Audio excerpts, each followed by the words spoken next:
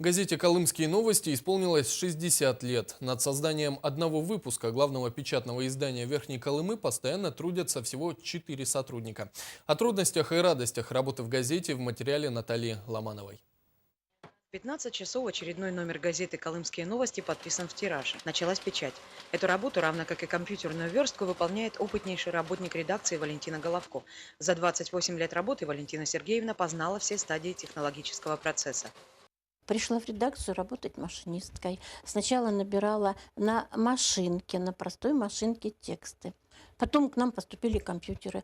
Стала работать на компьютере. Осваивала верстку, ну а потом уже перешла на печать. Над созданием районной газеты Верхней Колымы, если не считать совместителей, трудится всего 4 постоянных сотрудника. Хотя работа у них повторяющаяся, подготовка материалов, верстка, печать и так 2 раза в неделю, рутинной ее назвать нельзя. Даже если падает тираж, а здесь сказывается несоблюдение договоров почтовым отделением и общее сокращение населения в районе, это не повод расслабляться, газета все равно необходима. Но хотя подписчиков у нас немного, но мы стараемся поддерживать наш тираж, распространяя газету через торговые точки. Район у нас небольшой, событий происходит немного, но каждое событие мы стараемся преподнести нашему читателю так, чтобы было интересно. Районной газете «Колымские новости» на днях исполнилось 60 лет.